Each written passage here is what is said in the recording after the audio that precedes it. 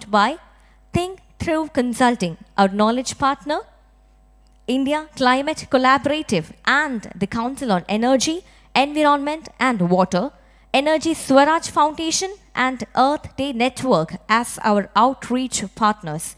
With this brief intro about the awards, I, Janvi James, once again welcoming all of you to this panel discussion on adapting to change, scaling climate resilience in Kerala's landscapes. This panel brings together an esteemed group of speakers who will share their insights on community resilience, sustainable urban development, climate response, governance, and more. So, to begin with this session, can I hear a very big round of applause? Only if you're ready to start this session. Only if you're ready. Can I hear a big round of applause, everyone?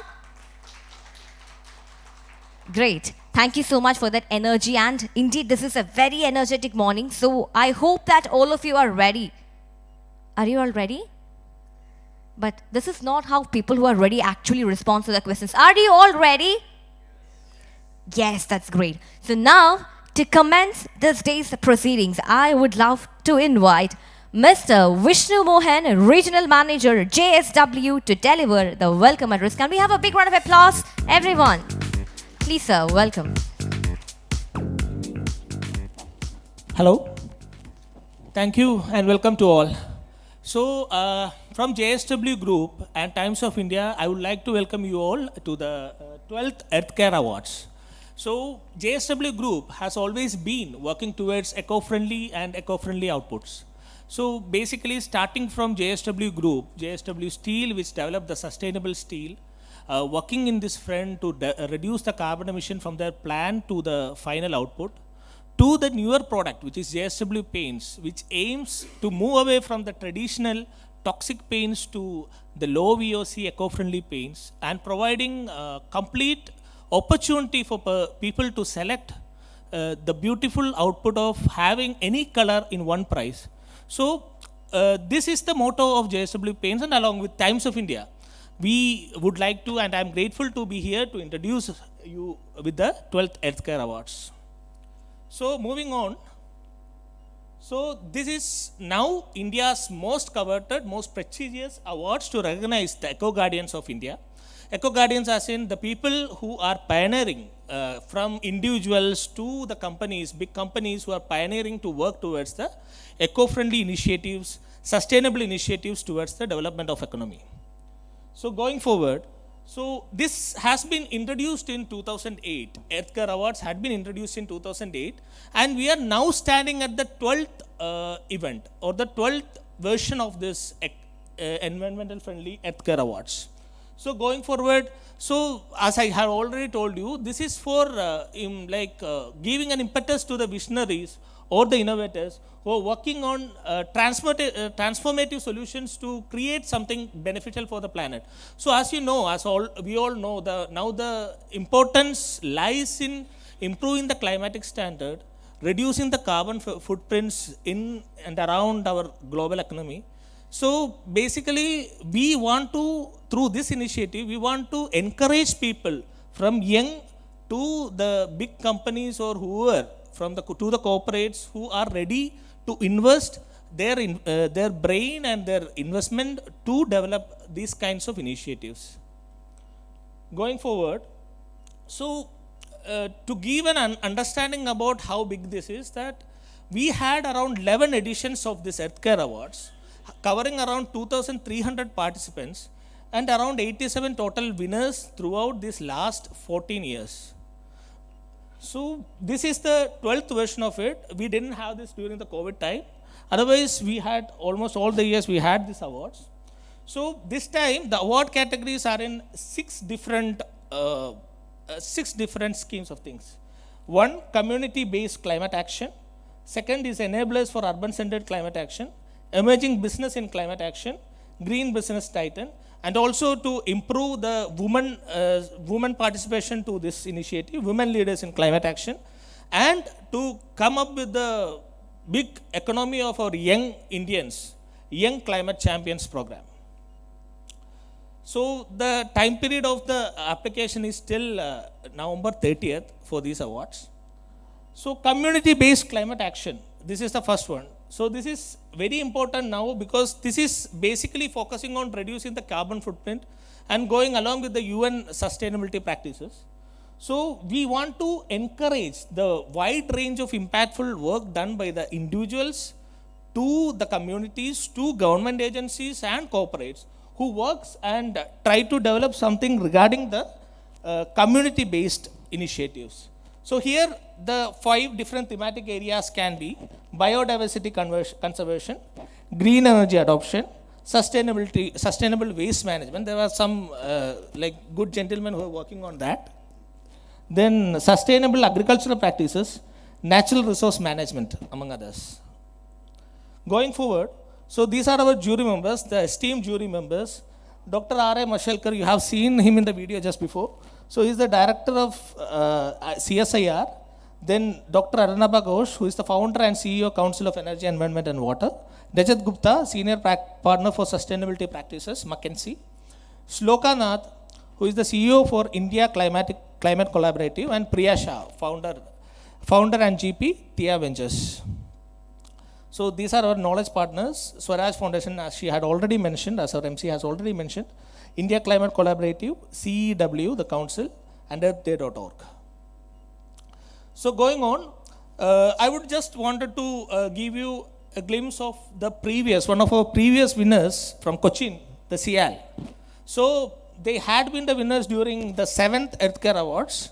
So this is you all know about this, why they would be the winners. Basically, it's as knowledgeable to everybody as light. So this is the first airport in the world to be the completely renewable airport, renewable energy, based on renewable energy. First solar, completely powered by the solar energy. So this was one of our winners, and this was during I think 2016 or 17. So these are our past winners, some of our past winners. There are companies like Air India, ACC Limited, Dhruvan, Cial, Larsen & Toubro L&T. So there are many big names in this list. Also, we also had individuals who worked in different sectors like waste management and recyclable products for the farmers. There are individuals who had won the awards previously. So this is the way to apply to these awards. You have to log into www.earthcareawards.com or visit LinkedIn at Earthcare Awards, Instagram at Earthcare Awards, Facebook, and other social media platforms. Application will be accepted till 30th November. 30th November is the last date for acceptance of the application. So then, this is a new initiative, Young Climate Champions Program. This is for the young guys. So we all know that our average age for Indian citizen is 29. So to promote people who are young and aspiring to come to this sector, to enhance this kind of initiative from the budding ages onwards, we have developed this Young Climate Champions Program. Here, this is for excellence in climate change mitigation and adaptation for the young guys. So here, what Times of India and JSW is doing is that, so we will be doing the College Connect activities across colleges in 10 Indian states to engage with the climate enthused students and to encourage awareness and build activities, try activities like project works among these young kids. So we urge you to give this information out. So be young climate change champions to protect our planet, for encouraging the young guys, young Indians to come and participate in this initiative. So there are other topics also where we want to involve with you guys, help you guys, and try to develop these innovative ideas in water conservation and management, Mission Life, that is lifestyle for environment, circular economy and waste management, climate action and resilience, biodiversity conservation, and sustainable urban development. So these are the other 6 activities or topics which we are trying to focus in this Earthcare Awards. So one thing what we want to urge you guys also who are participating in this is to have come up with more ideas, with more information, you have a better chance. Come up with more informatics, more information, we have better chance to develop your idea, help you guys, and make it a winning entry. So that's it. So nominations are open, and with this introduction to ECA, I just wanted to commence the event. I'll invite the next proceedings to take forward. Thank you. Thank you so much, Vishnu, for setting the perfect tone for this wonderful morning. So can we have a big round of applause once again to Mr. Vishnu? Great. We now invite Mr. Rajai Pandey, the founder director of Think Through Consulting, to tell us more about the 12th Earth Care Awards. Ajay has an extensive expertise in sustainable development, natural resource management, and climate adaptation. His dedication to fostering impactful partnerships and strategies makes him the ideal person to shed light on the vision and objectives of Earth Care Awards. So ladies and gentlemen, join me in welcoming Mr. Rajai Pandey to the stage. Can we have a big round of applause, everyone, together? Welcome, sir.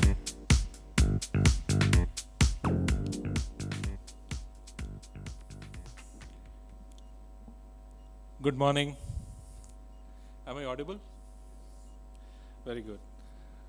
So, it is a great honor to be in God's own country and speaking, addressing people from Kochi.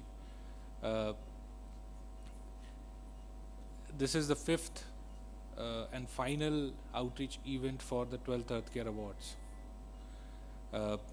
And I'll be happily taking you through what Vishnu started about the awards, how the entire process is run, and then set the context for today's discussion, for which we have some very, very eminent panelists present here. As I said, today marks the culmination of the journey that started a couple of months back when we started the nomination for the Earth Care Awards 12th edition, and with the start of the nomination, we held outreach events across the country, starting with Indore, where we focused on how Indore, because Indore is one of the pioneer city in the way they have transformed the urban solid waste management and the entire planning, urban planning. So we focused on that. Then we went to Hyderabad, where we had a very, very engaging discussion on two aspects. One was community-led climate action, and also on how new businesses, emerging businesses that are working on bringing more sustainable solutions to the problem that we encounter on a day-to-day basis. From Hyderabad, we went to Bangalore, and in Bangalore, we again focused on these. Bangalore is a capital of startups, as it is called. Although, Delhi is contesting that you are no more a startup capital.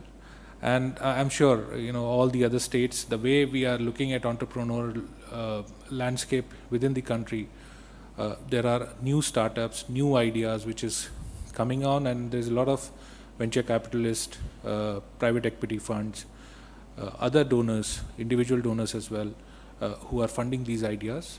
And most of these ideas are actually based on, sustainable design, sustainable products. So we have one panelist today, and we will be speaking to her as well on how she kind of thought about these kind of ideas. So we went to Bangalore, and from Bangalore we went to Bhubaneswar, Odisha, where we learned how Odisha manages with disaster is a success story. How a state that is so vulnerable in all sense, and still manages to thrive, manages to work continuously towards building resilience. They have achieved, starting with the super cyclone of '99, they have achieved now this year the cyclone that passed away, which was also of the same kind of magnitude, from avoiding any loss of lives. So this time they have also looking at avoiding any loss of livelihoods through this. So, a lot of stories. And now coming to Kochi. And again, Kerala, a breathtaking state in terms of its natural beauty, in terms of the landscape, in terms of the topography, in terms of the kind of diversity, biological diversity, but also a state which unfortunately is one of the climate hotspot and is vulnerable to climate change and the impact of climate change. Now, we will get to the panel, but before that, allow me to take a moment to reflect on the significance of the EarthCare Awards. Since its inception in 2008, these awards have become a cornerstone in recognizing and amplifying innovative climate action. Over the course of last 11 editions, the awards have honored remarkable initiatives in community-based climate action, business innovation, youth leadership, women pioneers, and contributions by the government bodies. The awards have celebrated visionaries and organizations who are shaping a sustainable future through creativity, resilience, and impactful solutions. As we convene here today, let us also take a broader view of India's climate context. What is the context today? Recently there was this conference of parties. Maybe some of you would have followed it, some of you would have participated. Where India stands today, and I'm not getting into the COP dialogues, because what I hear and what I read is it was not a successful conference of parties. So that's why I'm not getting into that debate. Perhaps we can pick this up during the panel discussion. But where do we stand today? And then, if you look at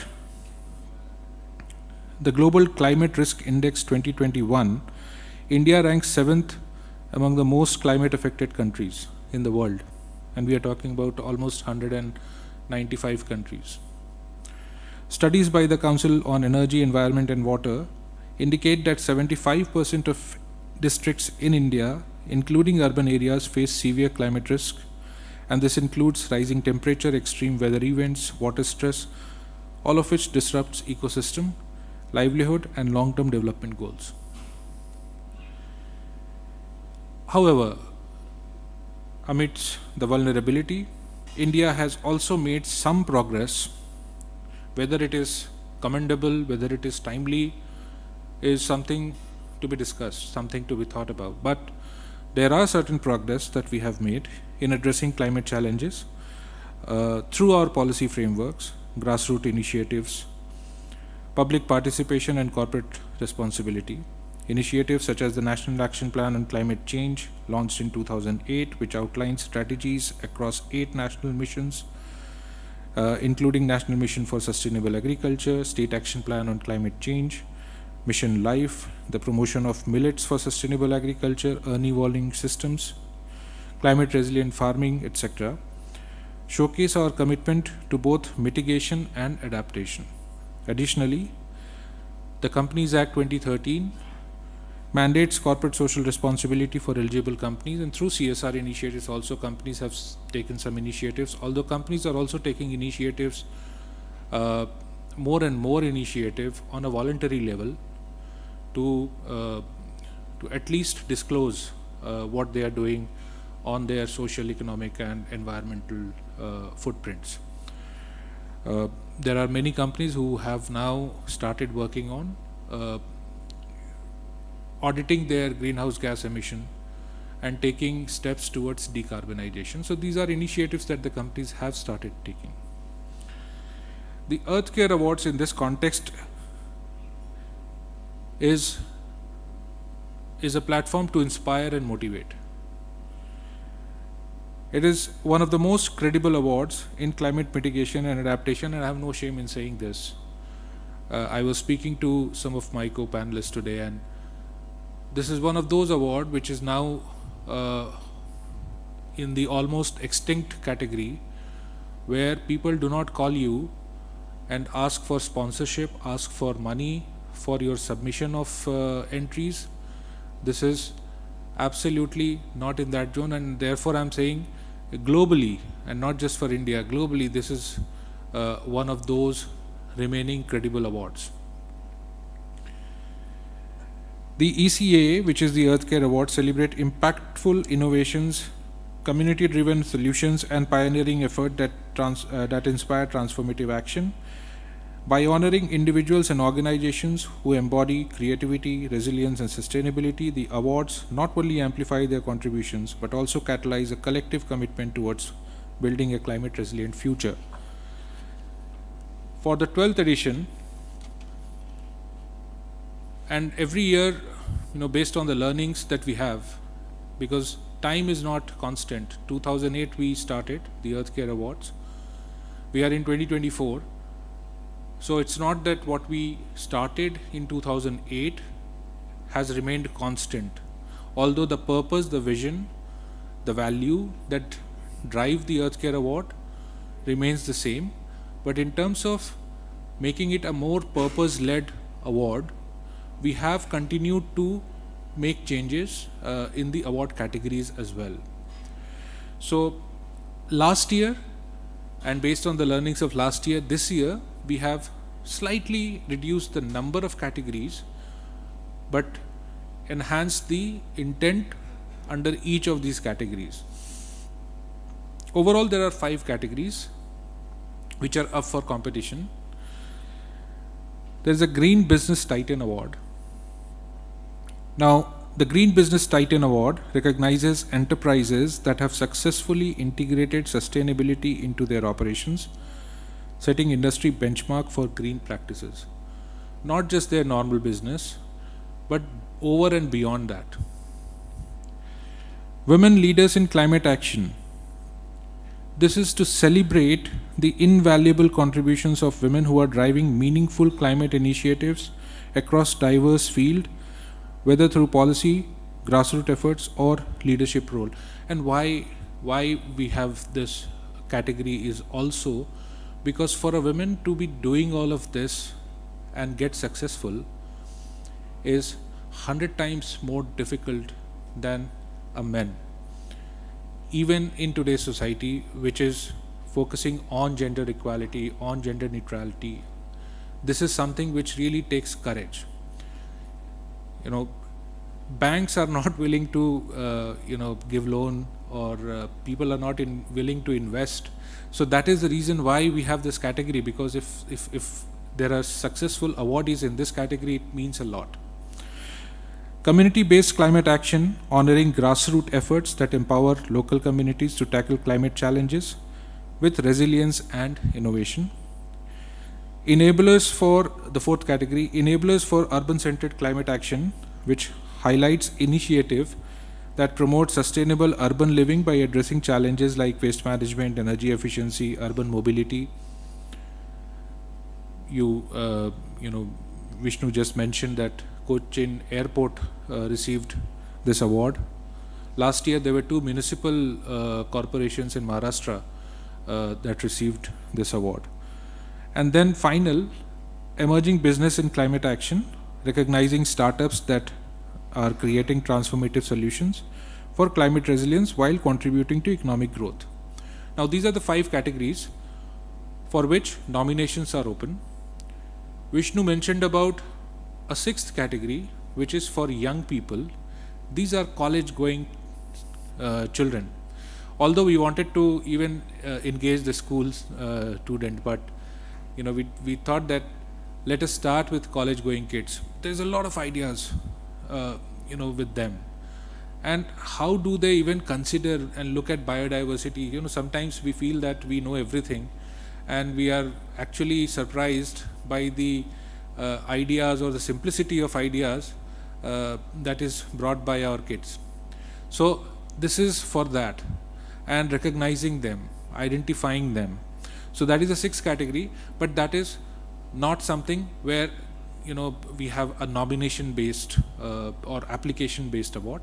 That is being done separately, parallelly, through a different process altogether. So the Young Climate Champions program has been introduced to engage with young minds across India, nurturing their innovative ideas and encouraging practical solutions for climate action and tackling environmental challenges. This program will focus on fostering the next generation of leaders who can spearhead impactful climate action. Last year, when we were having our Earthcare Awards, the final award distribution, this was in the NCPA in Mumbai. There were two young children. One was 15-year-old, the other one was 13-year-old, and they managed the entire event, and both of them are traveling the world, and they are known for their initiatives, their ideas, how they are taking it, and they are speaking, and they were so confidently speaking and talking about climate change, climate action. You will be amazed to listen to that. So we want to encourage those kind of youngsters and nurture them. So that's about the award category. Now, what makes this award even more, I would say, credible is how the entire selection process is done. The evaluation process for these awards is rigorous and transparent. This is all guided by Dr. R.A. Mashelkar's assured framework, and you were listening to his video. The journey begins with the first round, which is open now, where applicants submit their initial proposals. Shortlisted candidates are then invited for the second round, which is a more detailed round, where submissions are evaluated by a screening committee of thematic experts. Once the screening committee makes the selection, then field verifications are conducted for these selected entries, and the final decision then rests with the jury that Vishnu presented: Dr. R.A. Mashelkar, Arunabha Ghosh, Rajat Gupta, Shloka Nath, and Priya Shah. So they are the jury, and the jury, they evaluate it meticulously. It takes every single entry, it takes around an hour to kind of go through those presentations and the question and answer. So it's a very, very intensive process. Now, Earthcare Awards is not just about recognition. It is a call to action, a platform to inspire, collaborate, and share solutions that can be replicated across geographies. The award honors the true warrior of climate action, providing them with the visibility and support needed to scale their efforts and make a broader impact. And there have been a lot of such examples where, after winning the Earthcare Award, the awardees have gone and won very prestigious global awards, including UN awards at different places. In closing, I am pleased to announce that the last day of submitting the application and nominations for the 12th Earthcare Award has been extended to 1st of December 2024. It offers good opportunity for everyone to participate in this meaningful initiative. I wholeheartedly encourage everyone to apply for the awards or to nominate individuals and organizations doing exceptional work in the climate space. Your contribution and recommendations are vital in recognizing and amplifying the efforts that are making a real difference. Thank you very much. I will hand over the mic to you, and now we will be looking forward to the discussion that follows. Thank you, sir. All right, ladies and gentlemen, I can see very, very serious faces all over this venue. So can you all just smile? I think a smile would suit even better, and you all look very handsome and very beautiful in this smile, especially you, ma'am. I should say that. And can you all do me a favor, a very small favor? Yes or no? Yes. Okay, can you all please raise? Can you please just stand up? Everyone. Yes. And ഇവിടെ എത്ര പേരുണ്ട് മലയാളികൾ എത്ര പേരുണ്ട്? How many Malayalis do we have here? Can you all just, oh my god, I think 99% are Malayalis. മലയാളികളായിട്ടാണോ ഇങ്ങനെ ഒരു energy കുറവുണ്ടല്ലോ? ഇവിടെ ഈ ചേട്ടനൊക്കെ ഭയങ്കര ചിരിച്ച്, he has a very beautiful smile. Hi sir. Yes, ഞാൻ അവിടെ ഹായ് പറഞ്ഞപ്പോൾ അവിടെ നിൽക്കുന്ന എല്ലാ ചേട്ടന്മാരും എനിക്ക് നല്ലൊരു ഹായ് തന്നു. Thank you so much. And എനിക്ക് ചെറിയൊരു കാര്യമുണ്ട്. I know that we are all here for a very engaging, very thought-provoking session. But before that, can you all just give a shake hand or a tight hug to the person next to you, the person standing next to you? Nalloru shake hand onu kodukavo. If just showing the love. Yes. Da avadeyokka back side like. Yes. Nalla chiricha. I can see that happy faces, everyone. Now, can you all? Now, thank you so much for doing that without any hesitation. Please be seated. Everyone. ഇപ്പോൾ എനിക്ക് കുറേ നല്ല happy faces, നല്ല ചിരിച്ച മുഖം എനിക്കിവിടെ കാണാൻ പറ്റുന്നത്. And that is indeed a very happy thing to be seen in this beautiful morning. Moving on with the agenda, let me invite our esteemed panel of experts for the panel discussion on adapting to change, scaling climate resilience in Kerala's landscapes. Our first panelist, as we all know, previously sir already mentioned, if a woman is successful, it is 100 times more powerful than the success of a man. And with all the love, I would love to have on stage Dr. Sri Kala PP, Assistant Professor of the Department of Atmospheric Sciences, CUSAT, a climate scientist with expertise in atmospheric modeling and innovative climate solutions. Dr. Sri Kala PP, please. Can we have a big round of applause, everyone? Yes, welcome ma'am. It's indeed my honor to be here on stage. Now, Mr. Karthik Parashuram B, Director of Operations at Kerala Startup Mission, the nodal agency of the government of Kerala with over 14 years of experience supporting entrepreneurship, innovation and ecosystem development. Mr. Karthik Parashuram B, please.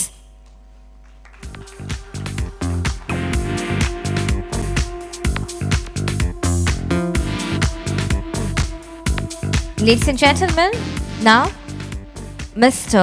Shijo Joseph, Head of the Climate Resilience and Environment Management Center at Kerala University of Fisheries and Ocean Studies, a renowned climate researcher and an award-winning environmental scientist. Welcome, sir. Please. Now, Mr. Renjan Matthew Verghese, State Director for Kerala at WWF India, a leading voice on biodiversity conservation and sustainable development. A big round of applause to him as well. Ladies and gentlemen, over to the next panelist for today's session, it is Renchini Thampi, eco-innovator and founder of WAPSI, a pioneer in upcycle decor and sustainability advocacy, recognized as one of the India's leading climate leaders. Pora, iru kayadi pora. I want a big round of applause to Renchini Thampi. All right, ladies and gentlemen, I think these are all the panelists we have. And to moderate the session, the moderator will be Mr. Ajay Pandey, who we have already introduced earlier. So let's welcome all the panelists and the moderator to the stage. Over to you, sir. Once again, a big round of applause, everyone, for all the panelists and the moderator, Mr. Ajay Pandey, as well.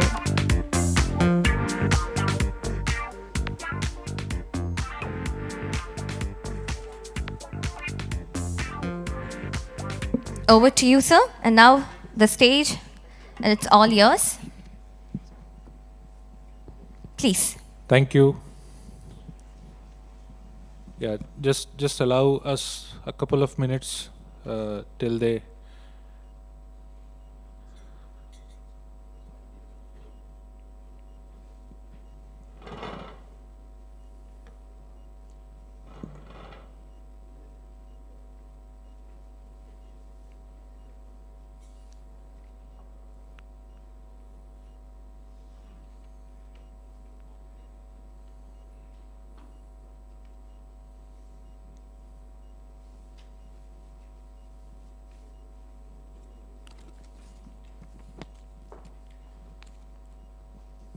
Done? Okay. So I welcome all of you, dear panelists, and it is truly a great honor being on this stage. I'm looking forward to the discussion that we are going to have today because I'm going to learn a lot about Kerala and the kind of challenges, the kind of action uh, that is being undertaken. Also learn from the insights that all of you have on this very serious issue of climate change. But more importantly, what is the I would say climate action? Climate change is something that uh, it's already there. We can't do much about what has already changed. Reversal is something which wishful thinking. So the question remains: how do we really slow down the process? How do we adapt to the process? How do we build resilience? How do we create uh, solutions, structures, systems, policies, so at least the future generation is not at too much of a loss? We have already created a lossful environment for them, but how we can minimize the damage? So Kerala, as I was mentioning, is a land of extraordinary natural beauty. Your greenery, your intricate rivers, backwaters, coastline along the Arabian Sea, and we are in Kochi, which is the queen of the Arabian Sea. So it is, so unfortunate that I came in here last night, landed at around 8:30, and then I'm moving back to Delhi this evening, and I cannot even enjoy the Queen of Arabian Sea. So that's life, and then I'll be back in Delhi where the AQI is almost 500. So, and if you have not gone to Delhi in this particular AQI, then you are, I don't want to miss it, but you cannot imagine the kind of uh, atmosphere and the weather that you will see there. It's like, watching a dystopian movie of a future era, those science fiction where people are now nothing left, or something that recently there was a movie with Amitabh Bachchan, I suppose 2098 or something. Yeah, some movie which showed Varanasi. It's that kind of feeling you will get. It's a nightmare. So one thing which really excites me as a student in this climate space and sustainability is the story of resilience that each of the Indian states, cities, urban centers, rural centers, the kind of resilience that they have worked on. You say that there are disasters, but then how do you spring back from it? And that is, that kind of story can be spoken about Kerala as well. The kind of disasters that Kerala has to go through, whether the floods, whether the other extreme weather events, and recently the Wayanad landslides. But how soon and how well we are able to, cope with this, and we come back to solving the problem is amazing. The urgency that we show in those things, and it is the state has shown and demonstrated extraordinary ability to respond and adapt, leveraging both traditional wisdom, innovative technology, and collective action. The unity, harmony among people is remarkable. So today's discussion, we will look and we'll go deeper into how Kerala have moved towards building this kind of a resilience. We will explore strategies and we will hear stories that highlight state's effort to address its climate vulnerabilities. and from enhancing disaster preparedness to integrating sustainability into urban and rural landscape. So I'm hoping to hear a lot of insights through the discussion. I've already taken a lot of time, and I won't take any more because my job here is just to moderate, and with people who are so knowledgeable, there is no moderating required. So here it is mostly I am going to ask some questions, and then we will have some questions from the audience as well, so that it is going to be a very inclusive discussion. And maybe, you know, from the audience, I will request, if you know you have seats available out in the front, please take it. There is that particular chair which is open, because we don't have too many, so we can come up front as well. So I'll start with going in this manner, and I'll hand over the mic to all my panelists for the initial remark before I get into the question answer. Feel free to talk about your perspective on the issues that we are facing in terms of climate vulnerability and the actions that is being undertaken, your role or with your organization's role, and you know, anything that you would like to highlight. So take 3 to 4 minutes, and you know, just start with your opening remarks, and then we will you know, go into some question and answer just to kick off the discussion. So I'll start with Ranjini. You are sitting closest, so I'll start with you, and I'll move in this order only. Hi, am I audible? Hi everyone. As mentioned, my name is Ranjini. I run a startup on upcycling.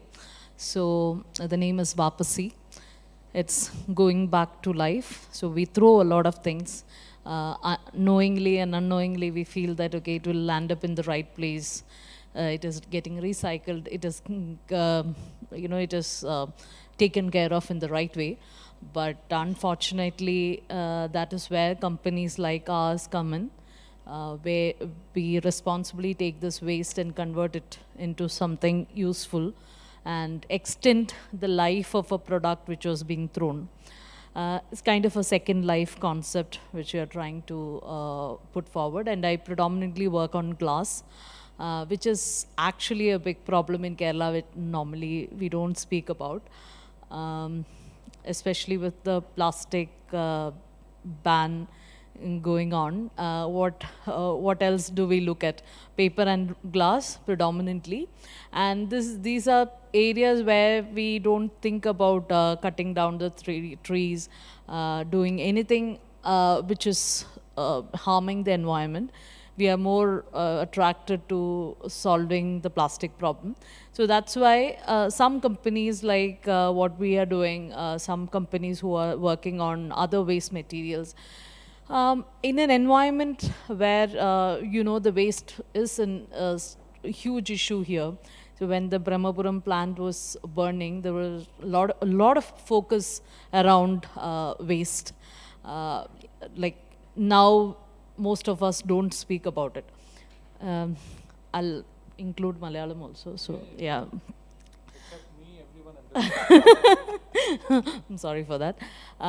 ഞാൻ ഇപ്പം work ചെയ്യുന്ന സെഗ്മെൻറ്റിൻ്റെ ഒരു രീതിയാണ് that നമ്മൾ വേസ്റ്റിലെ ഇപ്പം നമ്മൾ ചുറ്റും കാണുന്ന സ്ഥലങ്ങളിലുള്ള വേസ്റ്റ് നമ്മൾ എങ്ങനെയെങ്കിലും മാറ്റും.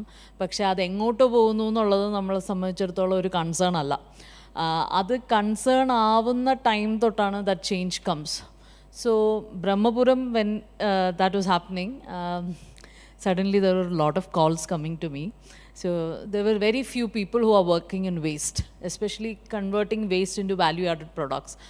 In Kerala, that the number is very less. ഇനിയും അതിലേക്ക് ആൾക്കാർ ഫോക്കസ് കൊണ്ടുവരാനായിട്ടുള്ള ഒരു വലിയൊരു ഒരു അപ്രോച്ച് ലൈക്ക് ഒരു പ്രശ്നം വന്നപ്പോൾ നമ്മൾ പെട്ടെന്ന് അതിനെക്കുറിച്ച് ചിന്തിക്കാൻ തുടങ്ങി. People talking about it, how to bring a solution for the waste around us. ഇപ്പം ഇത് എങ്ങനെയാണ് ക്ലൈമറ്റ് ചേഞ്ചിനെ എഫക്റ്റ് ചെയ്യുന്നത് എന്നുള്ളതാണ് സാധാരണ ഉള്ള ഒരു ചോദ്യം. Because directly what is the problem some waste being in some landfill for this long. So the stats is this way: 1 million years it takes for a glass bottle to decompose if it is thrown into the land. So that is the amount of time we should see with these. നമ്മളിപ്പോൾ പ്ലാസ്റ്റിക്കിനെ കുറിച്ച് പറയുമ്പോൾ I think most of the people know about how much it takes. It is there with all the waste. If it is being dumped, there are carbon emissions from those dumps. ലാൻഡ്ഫില്ലിൻ്റെ ഏരിയയിൽ carbon emissions വളരെ കൂടുതലായിരിക്കും. The more landfills you have, the more carbon emission. Mr. Ajay was already talking about Delhi having a pollution problem. You have to see the dump yard which is near Ghaziabad, which is as tall as Qutub Minar. So that is the waste we are talking about. So we don't want Kerala to have such a space. So that's why interventions, even if it is small, it's the need of the hour. A lot of people should come forward and work on segments which normally people are not working on. There are a lot of centralized approaches on this, and there should be decentralized approach. That is what I am doing, and I'm sure there are a lot of other organizations also. We are all working together to solve the problem around and keep the beauty going. As Mr. Ajay was mentioning, he loves this place. When he came itself, he could see that. So that is the resilience we are talking about. Thank you.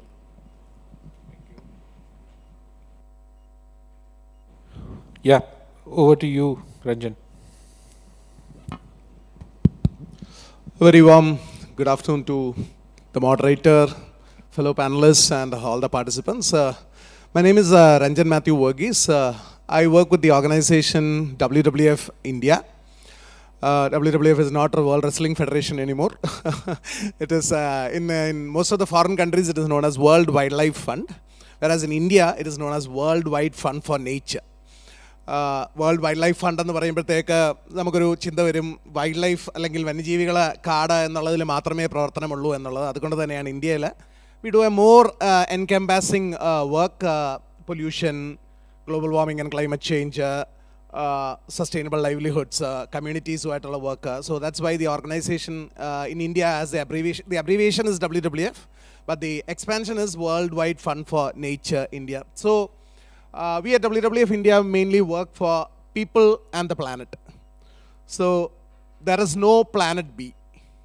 നമ്മളിപ്പം എന്താ നാസായോ ISRO ഒക്കെ അല്ലെങ്കിൽ Elon Musk is trying for tourism and all those kind of thing. നമ്മൾ അവിടെ വെള്ളം കണ്ടു, ഇവിടെ പൊടി കണ്ടു, ഇവിടെ അത് കണ്ടു, ഇത് കണ്ടു എന്നൊക്കെ മറ്റ് ഗ്രഹങ്ങളിൽ പറയുന്നുണ്ടെങ്കിൽ പോലും ഈ ഭൂമിയെ പോലെ വൈവിധ്യമാർന്ന ജീവിതം ഇത്ര സ്വാതന്ത്ര്യമായിട്ട് നിലനിർത്താൻ പറ്റുന്ന വേറെ ഒരു ഗ്രഹമില്ല എന്നറിയാം. So we need to understand there is no planet B. So we need to protect this planet. And when I say planet, it's not just a planet but the other inhabiting life forms also, not just humans. Appam people, other inhabiting species, and we commonly have a home called as the planet, that is planet Earth. So we are working for that. We are today the discussion is on climate change. നമുക്കറിയാം, കഴിഞ്ഞ ഒരു 10-20 വർഷമായിട്ടാണ് നമ്മൾ ഇതിനെക്കുറിച്ച് കൂടുതൽ അറിയുവാനും ആദ്യമൊക്കെ വിചാരിച്ചു scientific കമ്മ്യൂണിറ്റിയുടെ ഒരു ഫാലസി ആണെന്നുള്ള. Now we realize that it's a hard-hitting reality that is threatening our existence on this planet Earth. And we know, എന്താ നമ്മൾ പറയുന്നത്, ദൈവം നമ്മളെ വളരെ സുപ്പീരിയറായിട്ട് സൃഷ്ടിച്ചു എന്ന് നമ്മൾ പറയുന്നതെങ്കിൽ നമ്മൾ അങ്ങനെയല്ല പെരുമാറുന്നത്, അല്ലേ? We are the accelerators of global warming and climate change, but its impact is on the planet as well as on other life forms also. അപ്പോൾ നമ്മുടെ കമ്മ്യൂണിറ്റിയുടെ ഇടയിൽ നോക്കിയാൽ തന്നെ unfortunately it is the marginalized communities, that is the farmers or the fishermen communities, who are impacted by global warming and climate change more, whereas we can, I don't know how we call ourselves, the haves or the have nots. നമ്മൾ വീട്ടിൽ AC വെക്കുന്നു, കാറിൽ AC വെക്കുന്നു, അങ്ങനെ we find other alternate measures to adapt or to mitigate all this, but the marginalized communities is suffering more. So we try to address those concerns, our work, and then ഞാൻ പറഞ്ഞതുപോലെ ഇത് മനുഷ്യനെ മാത്രമല്ല, നമ്മൾ accelerate ചെയ്യുന്ന global warming and climate change is affecting the wild life also and their habitats also, the forest ecosystem or the ocean and the marine ecosystem or the mangroves or the sacred groves, all this habitats and the inhabiting life forms. അപ്പം ആ രീതിയിൽ നമുക്കറിയാം കേരളത്തിലത്തെ പശ്ചാത്തലത്തിൽ തന്നെ നമ്മളിപ്പം നേരിട്ടുകൊണ്ടിരിക്കുന്ന ഏറ്റവും വലിയ വെല്ലുവിളി എന്താ? മനുഷ്യനും വന്യജീവികളുമായിട്ടുള്ള സംഘട്ടനം, human wildlife conflict. And that is something which I am really critically trying to look at how maybe അതിന് പുറകിൽ വേറൊരു വലിയ ഇതെന്ന് പറഞ്ഞാൽ ഇൻവേസീവ് സ്പീഷീസ്, അധിനിവേശ സസ്യങ്ങൾ. അപ്പം അത് എങ്ങനെ, അല്ലെങ്കിൽ ക്ലൈമറ്റ് ചേഞ്ചുമായിട്ടുള്ള ഫുഡ് ആൻഡ് വാട്ടർ ഷോർട്ടേജ്, അല്ലെങ്കിൽ റീപ്രൊഡക്റ്റീവ് ചേഞ്ച്, ഇതൊക്കെ എങ്ങനെയാണ്, how it is affecting wildlife എന്നുള്ള രീതിയിലുള്ള studies. So our work is on 3 sectors at WWF. One is we do projects for conservation of species and habitat. Identified species under priority species, mainly IUCN rare, endangered, threatened അങ്ങനെയുള്ള species. And then we have identified around 8 landscapes in and around India. നമ്മുടെ കേരളത്തിൽ നമുക്കറിയാം ഏറ്റവും കൂടുതൽ നമുക്ക് പ്രാധാന്യമുള്ള നമ്മുടെ പശ്ചിമഘട്ടം, വെസ്റ്റേൺ ഗട്ട്സിൻ്റെ ഒരു പ്രയോറിറ്റി ലാൻഡ്സ്കേപ്പാണ്. So we are working, our work is mainly focused on 8 or 9 identified landscapes across India. So that is one of our work. Second is environment education, awareness and outreach to the various sections of the society. ജനങ്ങളെ, കുട്ടികളെ, യുവതി യുവാക്കന്മാരെ, മുതിർന്നവരെ ഒക്കെ catch dum young എന്നൊക്കെ നമ്മൾ പറഞ്ഞു കഴിഞ്ഞാലും we have work towards all the sections of the society to make them more aware. നമുക്ക് ഏറ്റവും വലിയൊരു still I am disheartened to say that in spite of Kerala being a very forward state in education or all those kind of things, environmental എന്താ ഇക്കാര്യത്തിനകത്ത് it just goes above our head. നമ്മളെ ശരിക്കും അത് ഇതുവരെ അങ്ങോട്ട് ഉള്ളിലേക്ക് തട്ടിയിട്ടില്ല. And that is why it is not translating into responsible action. അപ്പോൾ അതിലേക്ക് we have a lot of education, awareness and outreach programs, and also we work with the government and the government departments on policy and advocacy level interventions also. Sometimes supporting the government, and where development doesn't take care of the environment, we oppose the government also. So that's a 3 level of work that WWF is doing. And as you know, climate change or global warming is something which is very much the highlight now, which we need to address at because I believe, or our organization believes, that we have not yet gone beyond the tipping point. There's still opportunity. We can really work it bad. Living Planet report on the WWF release in the report under the last report came just few weeks back. So that also still says we have not gone beyond the tipping point. So let's all work together to keep this as a living planet. Thank you. Thank you, Ranjan. Yes, Karthika. Good afternoon, everyone. So my name is Karthik. I represent Kerala Startup Mission. So we are the nodal agency to promote technology-based entrepreneurship. There is a reason why I believe I'm here, because although we started off supporting IT and electronic-based startups way back in 2006, I'm a relative newcomer. But of late we have branched out into other realms when it comes to entrepreneurship. So we are no longer restricted to the stereotypical hardware and software.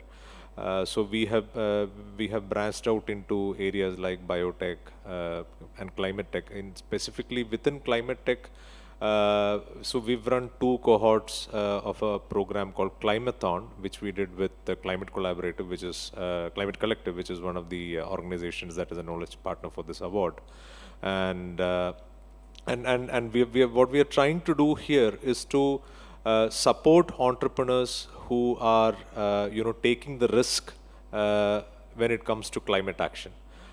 So there are 2 ways that we are segmenting this problem. One is the energy generation or the supply side problem, wherein what we have found is that technology development typically it has a fairly larger time duration in terms of gestation cycle or maturity and commercialization. But where we are seeing a lot of good action happening is in terms of the demand side or the energy usage side, if I may call it. Wherein I mean it could include anything more like an energy management software or things around circularity, which is something which on which Ranjini and team have been working. And there are many such companies who are working on solid waste management, circularity, alternative materials. And since the past 2 years, we are also trying to work with a few startups that are doing a lot of interesting work around livelihoods, mostly around indigenous communities. So things like ethical sourcing, because why we believe it's a priority area for us is as it's a popular trope that Kerala is a consumer state. So I was just mentioning to Ajay today morning that if you take any supply chain, Kerala is at the last point, right? So we are I mean, it's not always by our own choices or actions, but because of some of the limitations that we have, that we are at the end of the supply chain. So that also means that responsible consumption is a major theme. Responsible sourcing is a major theme.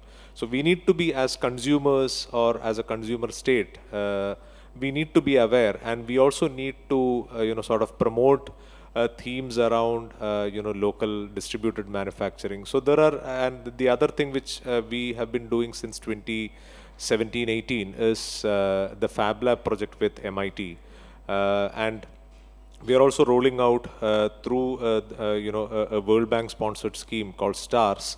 We are rolling out a set of labs, innovation labs in various schools, where those labs will be used to create teaching aids and to augment science and STEM learning, basically science, technology, engineering, and mathematics. So kids and teachers, instead of relying on something that is mass manufactured in some factory, they can actually start using locally available materials to devise their own teaching aids.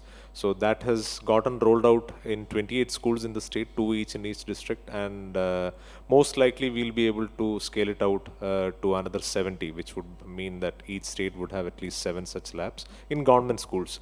So we see those labs not as the infrastructure within itself, but more as a message to the next generation around using locally available materials, having that do-it-yourself culture where you don't just consume. It's like rampant consumption, right? You don't just consume and throw it out and create a burden for the earth. Instead, you look at things in a more you are more responsible from a life cycle perspective. You look at it as a valuable object which may serve you well for possibly a much longer time, thereby reducing the need for fresh resources to be extracted from the earth. So those are themes that we are broadly working on. And the other thing is, of course, we also fund startups in various stages, and this has become a very priority area for us. Because many of these startups at this stage, especially in terms of the purely financial metrics, they may not be fundable from a venture capital standpoint. So that means somebody needs to put in that initial risk capital, which is where we are also trying to do our bit by helping them with grants and some soft loans, so that they are able to at least sustain themselves up to a certain level, from where they can opt for other conventional methods of financing, and the impact can then be scaled across a larger area, right? So that is what we have been doing, and yeah, thank you.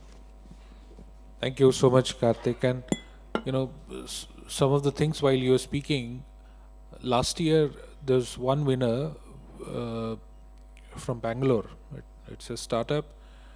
What they are doing, the kind of innovation that they have done is they capture methane and they convert methane into animal feeds and also fertilizers for agriculture.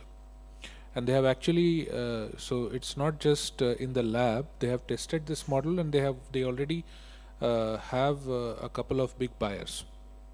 So the idea is, when you talk about, so this is all about building a environment, building an enabling environment for someone who has idea, how that individual or a group can actually see through it that this idea can actually lead to a solution. This environment was missing 20-30 years back. because you know, it was impossible for anyone to actually get to a blueprint and then start doing something and getting there. And therefore, this type of initiative is really going to help a lot of individuals. So thank you for your inputs there. I'll move on to Dr. Srikala. Good afternoon, everyone. Am I audible? I'm Dr. Srikala from Kochi University of Science and Technology. And actually, we are doing some more academic work, research work on climate change, and we are trying to understand the changing weather pattern, especially in Kerala. As we all know, in the recent decade, we are witnessing different types of disasters related to climate. So, actually, I have been listening to the extreme rainfall events will happen within the next 10-year period, like that from 2006 onwards. But that time people were not actually agreeing. Now also people are not agreeing that there are people who are not agreeing that climate change is actually happening. So that time the people were not actually agreeing that this is really happening. But now I think at least in Kerala we all know it is a real thing. From 1950 onwards, the study by one scientist, it's known as Yukure Munabe, he did some work on global warming. That time onwards, this idea is here. If we worked based on the research inputs, we could have mitigate this, we could have adapt, or we could have reduce the impact of climate change by reducing the carbon dioxide emission. But this hasn't happened because most of the people didn't believe in climate change. So now we are seeing the changing weather patterns. In our QSAT, we are doing work on extreme rainfall events over Kerala and the reason behind these changes. Especially, we know it is not only the climate like meteorological variables like temperature, humidity, and wind pattern, which is affecting Kerala. Actually, it is from different parts of the world. It is from maybe the sea surface temperature variability over Pacific Ocean will affect our Kerala. So we need a lot of data, and we need to analyze a lot of data to get accurate prediction of rainfall over Kerala. It is not a very simple science. Actually, I wanted to tell all the common people to understand the chaotic and complex nature of weather phenomena. Because most of the time we are the meteorologists, are the people get blame on us because of the false alarms. False alarms means it is we issue the alert, but the event may not occur. It used to happen whenever our collector declare holiday. It will not rain that day. But it is due to the complexity of the weather systems. It is not because the IMD is not doing any work or our research committee is not doing any work. So tropical weather systems is complex, and we need more data sets. We need more research to be done to get the accurate prediction. So, and the climate change accelerates these changes in weather patterns. I think now most of us know that the weather pattern has changed. June rainfall has reduced. In August, most of the time in August we are getting extreme rainfall events, and even in September we usually not don't get much rainfall. Nowadays September also we are receiving more rainfall. This is the winter time, but we don't experience that much low temperature nowadays. So there is some changes that we are experiencing. So this also make the weather prediction more difficult. So the awareness is the key actually. Not only the scientific community, everybody, common people and farmers community, fisherman community, and those who are taking decisions, government officials, everybody has to be aware about the tropical weather system as well as the climate change, so that we can work together to mitigate the climate change impacts. So this is what I want to tell. Anyway, we will discuss more on this. Thank you for giving me an opportunity to talk on Thank this you. particular. Thank you, Dr. Sikrala, and you brought in a very important fact that believing in climate change, believing whether climate change is a problem, it took a lot of time, and it is still, you know, when this year's COP started, Conference of Party, people were negotiating, and in between US election results came in, and things changed. Because the president-elect Trump does not believe in climate change. And he does not believe that we should spend money in climate change negotiation. So I'm not getting into whether he's right or he's wrong. I'm not getting into that. But if we want change, the behavioral change will happen only if you start believing that there is a problem. Unless and until we believe in that. So if the national government says that I don't believe that there is a problem, they are not going to do anything about it. Same happens with state governments as well. And same happens with, in fact, you make any number of rules. If as an individual you don't believe in it, you will be doing it only out of compulsion and not voluntary. So that was a good point that you made. But your other point, I would really, when we have our discussion, for audience and for the panel here, would like to understand a little bit more about the complex scientific process that you spoke about. We would like to know a little bit more about it. Yeah, over to you, Dr. Shijo. Good afternoon, everyone. My name is Shijo Joseph. I work in Kerala University of Fisheries and Ocean Studies in Kochi itself. When I am sitting here, something which reminds me is that something what happened in 2014. I was working in Bangalore in 2014, and then we published a research paper in a very reputed journal. If somebody is familiar with this, scientific background, scientific publications, you may be knowing that.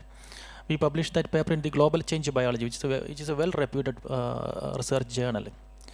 And on that day, we got a call from Times of India. A reporter from the Times of India made a call to us, and then we had an interview. And then the next day morning, when we look at this newspaper, it came as the front page news. നമുക്കറിയാലോ front പേജിൽ Times of ഇന്ത്യയുടെ front പേജിൽ climate change related ആയിട്ടുള്ളൊരു work വരിക എന്ന് പറഞ്ഞാൽ it's a very very rare thing. We are looking inside the paper, but they give that much importance to climate change and environmental issues. So that was a very something which really struck us. Thank you very much for inviting me for this program, and I express my sincere gratitude to Times of India. Then moving on to my work, I work different aspects of climate change, starting from the physical science basis, like the madam mentioned.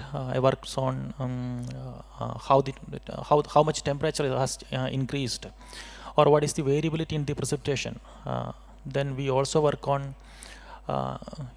നമുക്കറിയാം നമ്മുടെ എല്ലാം ഈ green house gas ഇൻവെൻറ്ററിങ് എന്ന് പറഞ്ഞൊരു program ഉണ്ട്. How much carbon dioxide emission is coming from different sectors, because that is the fundamental for all climate change science. For example, instead of using a diesel vehicle, if you use a petrol vehicle, how much is the carbon dioxide emission coming out from that transportation? And I also work on നമുക്കറിയാം paddy fields, how much methane emission is coming from paddy fields, how to measure that and how to quantify that. Like that, there are several physical science basis questions that we need to address. And I also work on a little bit on mitigation strategies also. For example, recently, a month ago, our Chief Minister has inaugurated not inaugurated, released a report on Kerala's greenhouse gas inventory. I was I got an opportunity to chair a session on in that report on agriculture, forestry, and land use. So that is also a kind of very rewarding thing to quantify the emissions or greenhouse gas emissions that is coming out from the different sectors. Then I work on carbon neutral development, which we all it's a very quite popular term we used to see in newspapers. And then a little bit on education also, because I am a teacher. I teach in the higher education sector, especially for master degree students, and doing a lot of research. So I'll be talking about my experience when we get into a detailed interaction. Okay, thank you. Thank you. So, listening to all of you, and I was making some mental notes because, you are all, this is a small panel, but a very diverse panel, and we have people with different expertise. So, I'm really looking forward to some of the questions. I would like to start, Dr. Srikala, I would like to start with you. And I would, before getting into my question, I wanted to understand how technology over a period of years and in recent year have evolved to help you with the kind of forecasting that you do, which is actually helping in building more resilience, I would say. If early warning system is able to predict the kind of weather events and whether those events are going to be extreme in nature, because there are those graded response, it really helps with people taking corrective actions, whether it is safeguarding themselves. So how climate has evolved, and once you have explained the process to us in terms of the technology and how it has evolved, I would also want you to give your assessment of the current state of resilience that exists in the state of Kerala. Actually, to your first question, technology definitely helped the meteorology field. The problem with the meteorology field is we need observation data. Actually, as you know, there is a high spatial variability in all the variables, but especially in the rainfall. Can I talk in Malayalam? നിങ്ങൾക്കറിയാം, ഇപ്പോൾ മഴ പെയ്യുന്നു അല്ലേ, എറണാകുളം മൊത്തം മഴ പെയ്യും എന്ന് പറയുമ്പോൾ എറണാകുളത്ത് എവിടെ എന്നുള്ളൊരു കാര്യമുണ്ട്. നമ്മളിപ്പോഴും കൊടുക്കുന്നത് എറണാകുളത്ത് മഴ പെയ്യുന്നതായിരിക്കും. എറണാകുളത്ത് ചിലപ്പോൾ വൈപ്പിൽ മഴ പെയ്യും. അപ്പോൾ അവിടെ ഉള്ളവർ പറയും ഇത്തവണ IMD കറക്റ്റായിട്ട് പ്രെഡിക്റ്റ് ചെയ്തു. ചിലപ്പോൾ അങ്കമാലിൽ മഴ പെയ്യില്ല. അപ്പോൾ അവർ പറയും അവരെപ്പോഴത്തെ പോലെ മഴ പെയ്യുമെന്ന് പറഞ്ഞ് പെയ്തില്ല, കൊടെടുക്കാതെ പോകാമെന്ന്. This is the problem we are having. Actually, what I am talking is, within one district itself, if we are giving forecast, in some area it will rain, in some other area it will not rain. This is not every place in Ernakulam will rain at one time. This will not happen actually. But this is the problem with the spatial variability in every meteorological variables like temperature, humidity, wind, everything will be changing spatially and also temporarily. So we need to get the data first. We need to get the observational data sets. We cannot make observatory all over the world. It is not possible. We have different measurement these instruments like rain gauge, Stephenson screen for temperature and wind vane. All these measurements are there, but we cannot employ it everywhere. So after satellite came, it actually helped us to get some amount of data sets from different different parts of the world, we got some amount of data sets. And radar gave very good vertical resolution data. We used to get, actually this temperature, everything is changing vertically. Vertically means in different levels of atmosphere. Also these variables are changing. We need to know. To predict the weather, we need to know all these variables.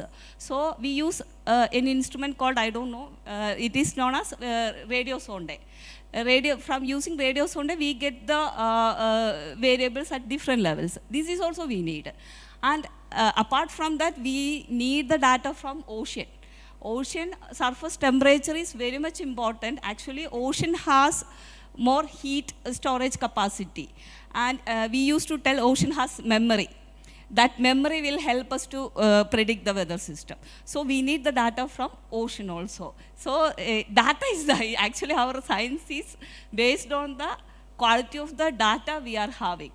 So after the, and we need to process it by using computer models. What we are doing, for your knowledge I am telling, we are predicting the weather by using numerical weather prediction models, in which we are using some dynamical equations, like, I just don't want to talk about more. It is based on physics, like a physical to a math kind of things. Many dynamical equations are there, that is non-linear in nature, and we solve it by using some numerical methods. This is what we are doing for every grid point. Grid point means every 25 kilometer into 25 kilometer area we will have one data. This is the resolution right now we are having. So we solve the equation and we use some physical parameterization schemes. From that we are getting the forecast. It is a very complex process actually, and as we know, atmosphere cannot stay alone. It is interacting with the ocean, it is interacting with the land surface, different land surface are there, so it is interacting with the land surface and ice. It is interacting, and this climate feedback is also very high. So the complexities involving it's very high, but still by using, and computational cost is also very high. Actually, first supercomputer I think we used. Whenever new technology comes, it helps us to predict the weather more accurately. Now the AI, we are looking into AI, how can we use AI to predict the weather systems. I hope it will definitely help to improve the forecast accuracy. So this is how we are trying to forecast by using numerical weather prediction models. And we are using other technologies like DWR, Doppler weather radar. This IMD is having a radar. This we are using for nowcasting. Nowcasting means for the next 3-hour period, we can predict the thunderstorms, especially the lightning activity, which is a disaster. Means more casualties are happening due to lightning. So we can predict this lightning activity by using the radar systems. We can use both observational and model output to predict the weather systems. I don't know, it is a complex thing. This is very interesting. At least for me, it is interesting, and because in my observation, there has been a lot of improvement. Yeah. Earlier, when I was in school, any prediction that used to come from IMD, the opposite used to happen. Nowadays, if there is a prediction from IMD, it is 90% accurate. Thank you. You know, last year we were in Sundarbans. We were doing some field work, and in Sundarbans, especially after March, there is a heightened atmospheric activity. So there is always high tide, and you have this. The rivers there are not stable; they are not calm. So, you know, those we actually did because we were there in March, early March, and it was time when you were not supposed to be there, but we relied totally on the local data, and we survived. So I think whatever all the scientists, including yourself, you have been doing is of great value. And this is one of the reason to build resilience, because once you know that this is something that will happen, cyclones, predicting cyclones, whether and what will be the intensity, when will be the landfall, what is the intensity of the wind, all of those information are really helping prepare us better. So thank you for those insights. Sure, Mr. Ranjan. Work that Dr. Srikala and others are doing, and we still need more accurate weather predictions, because we need to identify in the background of Kerala at least two things. One is earlier she was saying the district collector declares holidays and it doesn't rain. Our children are all happy because they got a holiday, but not for the fishermen community.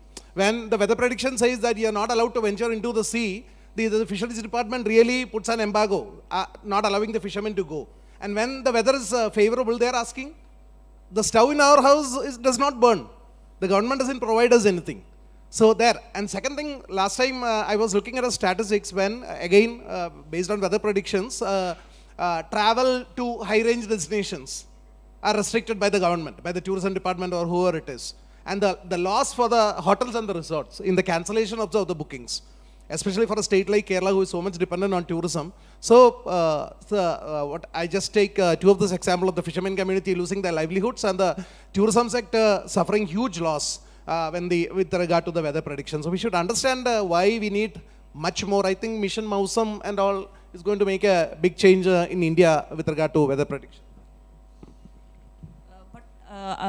This cyclone prediction, as you actually cyclone prediction has tremendously improved after the satellite era. Satellite definitely helped because we get some time. We will get to know where it is forming and which is the track and all. We get to know about the track of the cyclones. But as far as this heavy rainfall during monsoon, it is a tricky one because if we tell about the Wayanad landslide, we gave orange alert. We, in the sense, IMD gave orange alert. Orange alert means we have to be cautious, but it is not the time to take action. But previous 2 days it was raining, so local government body should take an action, not based on only on IMD, because the model predicted rainfall, but not that intense rainfall. It can happen because one thing, we don't have enough observatories, dense network of observatories in Kerala. That is a real issue.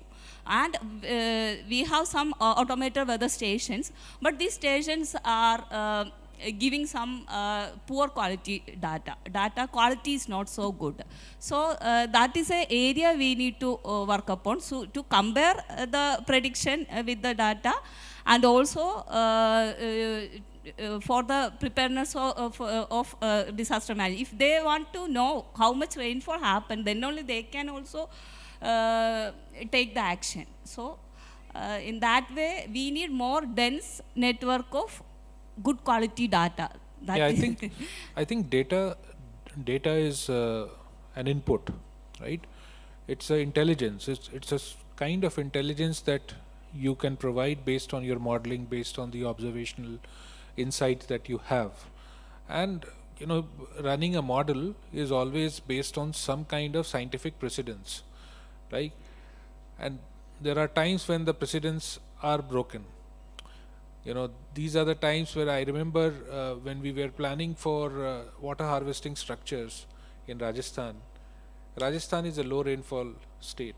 When we were planning for these water harvesting structures, and these are like grassroots, not a civil engineer or anything, through villagers only, but we will engage a civil engineer to prepare the blueprint and all. So we will look at data, rainfall data for last 20 years, last 30 years. We will look at the gradient. We will look at what will be the maximum force. Then we will design the spillway. So all of those things were followed.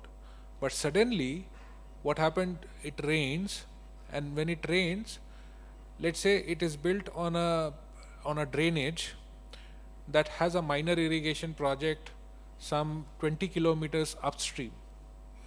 Now when you were planning at a small scale, you were not looking at 20 kilometers upstream. 20 kilometer upstream, there is a breach. And then there is a water that comes gushing out from there, and it kind of breaks the spillway. Now, will you blame on the plan, or will you blame on... So there are things like this. I'm just giving an example from a different perspective. But I would, Ranjan, you brought in a good point. I would move to you.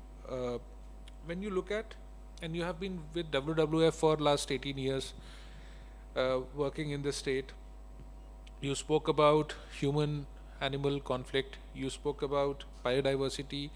When we were having this discussion in the morning, you was talking about rubber plantation and how it is kind of shrinking, mining, etc., etc.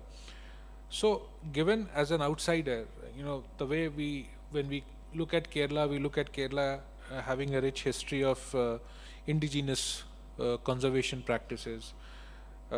There are sacred groves, there are traditional system of protecting your biodiversity, natural resources. Can you shed light on some of these practices and the contribution to environmental action, and how do you see relevance in today's conservation challenge? Yeah, that's a very good and a very relevant question. I would say the problem with Kerala sometimes is that we are losing out the essence of Kerala, and we are trying to bring the whole world into Kerala somehow. And I would say there are different players, including the individual households, as well as the government, as well as others who are involved in bringing the whole world into Kerala. And that is why we have global warming and climate change is one issue, but also all the other environmental challenges that we have in Kerala is related to that. The changes that we have incorporated. Kerala gets a name from Kera, the coconut tree. If you're looking at the situation of the coconut tree now, the current trend is that every household is giving it for cutting, and the wood is going as fuel for the brick kilns in Tamil Nadu. And the tender coconut is coming from Tamil Nadu, and we are buying it at 50 rupees here and using it. That is the state of affairs for the state of Kerala. We have 44 rivers. All the 44 rivers, as the Study 5 Center for Science and Environment says, that all the 44 rivers have been polluted. Or the same situation is with the water bodies. When did that happen? The moment we got piped water, people lost their sense of belongingness to water sources. Now, if you ask a child, where do you get the water? He'll say, I open the tap, the water comes. In Kochi or in Trivandrum, he doesn't know what is the source of water. Whether it is a river, whether it is a freshwater lake or a pond or anything like that. So we have lost our sense of belongingness or attachment to a water body. So we are losing out on our wells, we are losing out on our freshwater lakes, on our ponds. All the 44 rivers are polluted. It's the same like that. It's the same with our food also. We are now buying food. We are not cultivating food. Hence, the whole trend is that we are reclaiming our paddy fields and wetlands for all the other development activities. Even our homestead farming is lost. Earlier, our food used to be dependent on the rice that we used to cultivate and a lot of tubers that we used to cultivate in our homesteads. And that all were part of the biodiversity, the rich traditional biodiversity that we used to have. And he was rightly mentioning about sacred groves.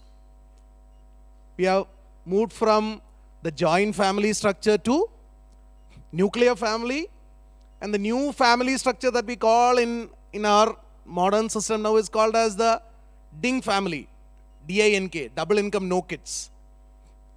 So that is a transition that we have moved in our family structure. And with that, religious sentiments, spirituality, everything has faded off. And there is no more any attachment to sacred groves. It is seen as and like we say, the wetlands or mangrove areas are all seen as wastelands. Sacred groves are also seen as കാട് പിടിച്ച് കിടക്കുന്ന സ്ഥലം അല്ലേ?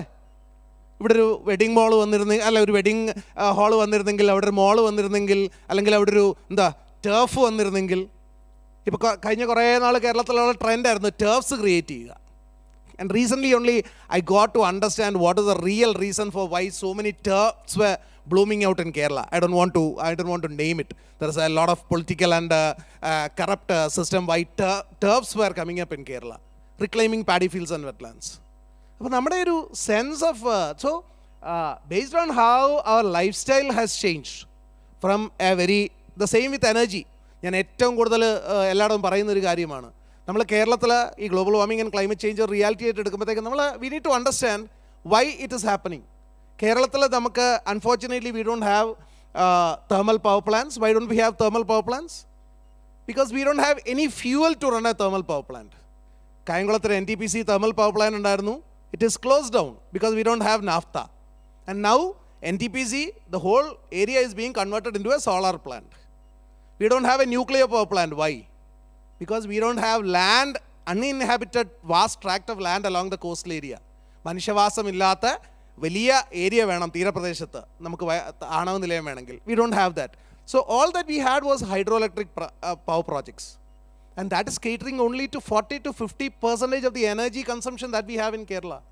The rest 50 to 60% is coming from coal-based thermal power plants, which is located somewhere else in India, mainly in Ramagundam in Andhra Pradesh and all those places. And it has been proven that coal-based thermal power plants are the biggest accelerators of global warming and climate change. അപ്പോൾ നമ്മൾ ഇവിടെ നിന്ന് വിചാരിക്കുന്നതെന്ന് പറഞ്ഞാൽ നമ്മൾ വീട്ടിൽ എന്താ physically ചെയ്തിരുന്ന എല്ലാ ആക്ടിവിറ്റിയും, ഇപ്പോൾ ലേഡീസിൻ്റെ അല്ലെങ്കിൽ നമ്മുടെ വീട്ടിലെ കാര്യം പറയുകയാണെങ്കിൽ ആട്ടുക, അരയ്ക്കുക, എല്ലാ കാര്യങ്ങളും നമ്മൾ ഇലക്ട്രിക്കൽ ആൻഡ് ഇലക്ട്രോണിക് എക്യുപ്മെൻറ്റ്സിലേക്ക് പോയി. Every month our electricity bill is going up. We feel that it is I will say that hydel energy is also not a clean is the thing, but compared to nuclear and thermal, I would say it's more of a clean, but it has got its environmental issues also. നമ്മൾ വിചാരിക്കുന്നതെന്ന് പറഞ്ഞു കഴിഞ്ഞാൽ നമ്മൾ അതാണ്, we don't understand that the majority share of the energy that we are using is coming from somewhere else, and we are accelerating global warming and climate change. So the change which we have brought into our life from a very, very eco-friendly or a very simple lifestyle to a very energy-intensive, consumeristic lifestyle in Kerala, and losing out to agriculture and homestead farming, losing out our religious sentiments and spirituality, and we are fast losing out our sacred groves. Even the mangroves, കണ്ടൽക്കാടുകൾ, one of the most productive ecosystem that the world has recognized. പോവല്ലേ, എത്ര square kilometre, 4000 എത്ര വലിയ കണക്കായിരുന്നു. ഇപ്പോൾ only 17 hectares remains in Kerala, കണ്ടൽക്കാടുകൾ, and they are called as the guardians of the coast.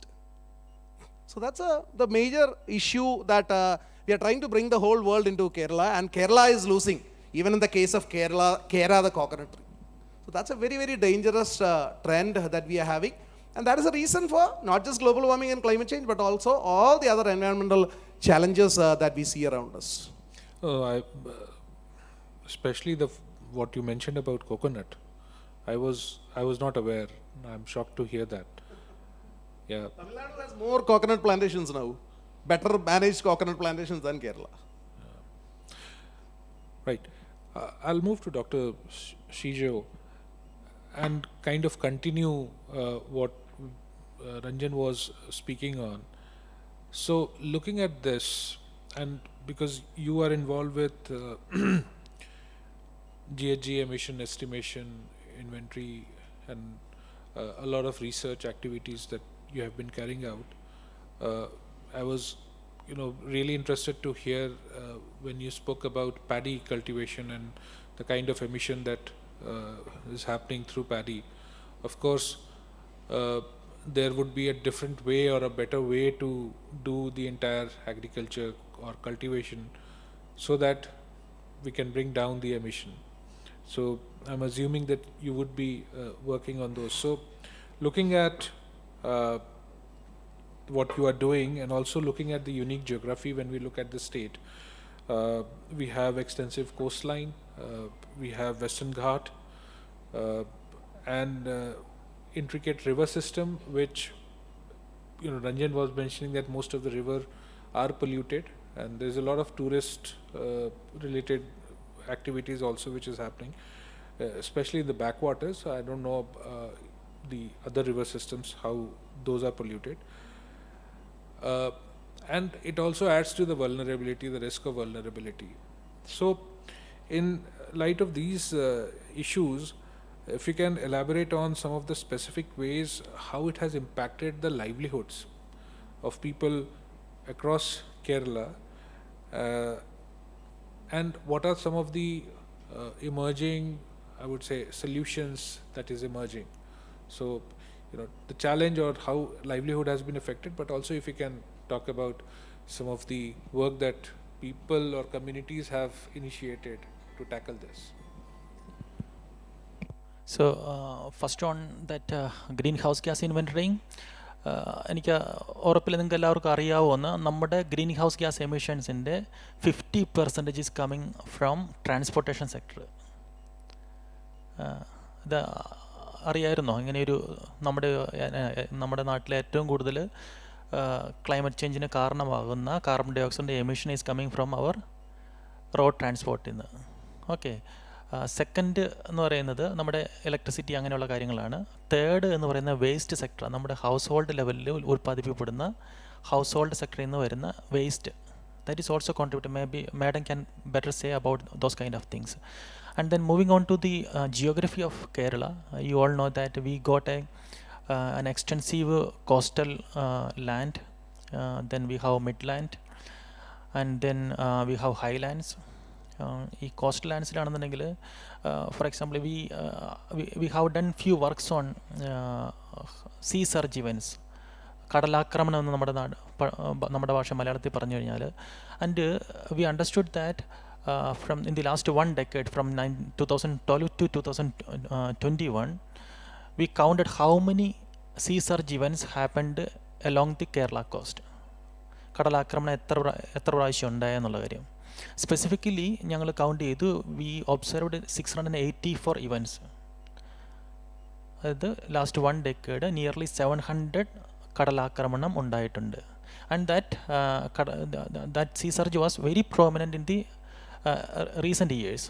Four example, if you classify this period into two, the first phase, that is from 2012 to 2016, and then 2017 to 2021, there is a 3-fold increase in the sea surge events.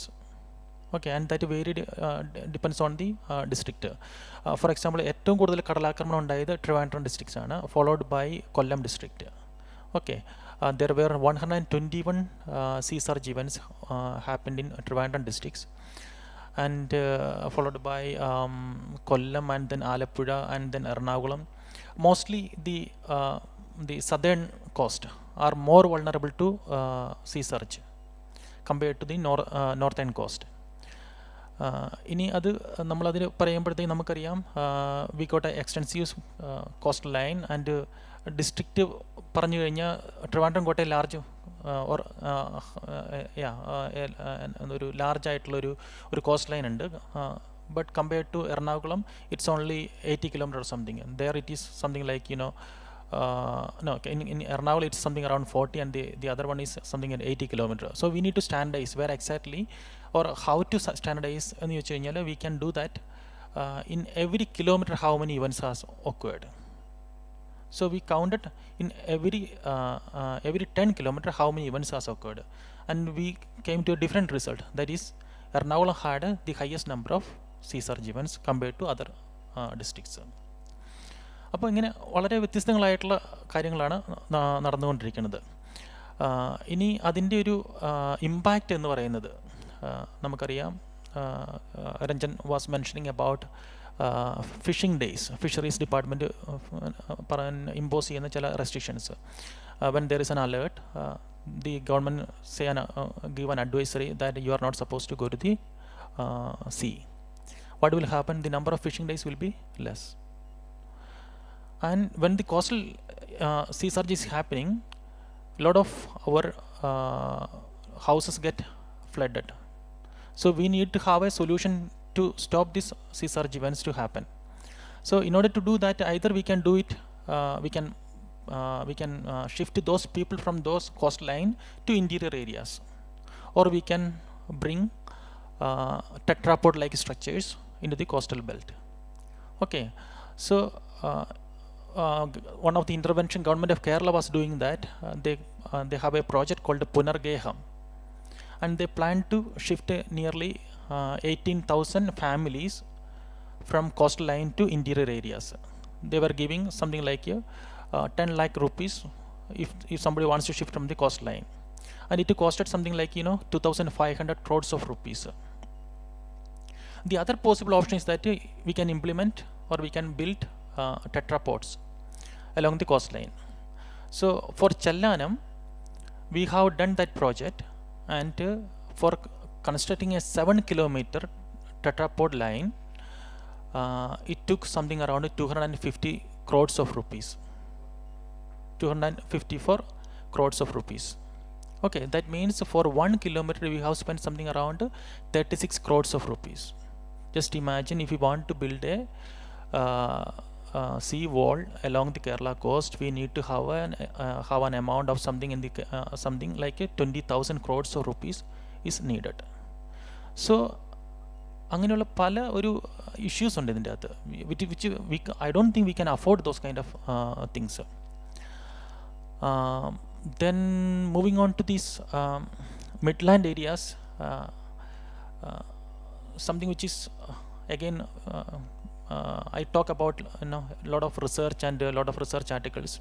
We have done a study on how the land use changes in the across Kerala. And then we found that the urbanization and infrastructure development which is happening in our state is something like 1.21% per annum. Something which is very striking is that we are also abandoning our land. ഞങ്ങളുടെ ഒരു കണക്ക് പ്രകാരം ഒരു 0.21% of land every year we are abandoning from our Kerala's geography. That means കുറേ ഏരിയാസിൽ കൃഷി ചെയ്യാൻ ആളില്ല, ആർക്കും ലാൻഡ് വേണ്ട. ലാൻഡ് അവിടെ ഫാലോ ആയിട്ട് കിടക്കും, ഫാലോ ആയ ശേഷം പിന്നെ കുറേ കഴിയുമ്പോഴത്തേക്ക് അത് അബാൻഡനായി പോകും. അപ്പോൾ എല്ലാവരും people are looking for better jobs, especially people are looking at jobs in the cities. അപ്പം അത് എന്ന് പറയുന്നത് from a climate point of view it may be good because it can sequester more carbon dioxide from the atmosphere. But in terms of food production this will have a very impact on our economy. ഇനി അങ്ങനെയാണെങ്കിൽ പോലും there is something like food distribution. We get the rice from Tamil Nadu, Andhra and all those places, and we get vegetables from the neighboring states, and the supply chain which comes from production to the distribution to the end user, that is from Tamil Nadu to some local vendors to our houses, that supply chain will generate a lot of carbon emissions. അപ്പോൾ അതൊന്നും നമ്മളിവിടെ count ചെയ്യുന്നില്ല. അപ്പോൾ അതിൻ്റെ എല്ലാം as A result എന്ന് പറഞ്ഞാൽ ഈ ലാൻഡ് ഫാലോ ചെയ്യുന്നു അല്ലെങ്കിൽ ലാൻഡ് അബാൻഡൻ ചെയ്യുന്നു എന്ന് പറയുമ്പോഴത്തേക്കും there is on the other side carbon emission is also it will create ഒരു വേറെ രീതി നോക്കുമ്പോൾ that will end up in generating more carbon dye oxide.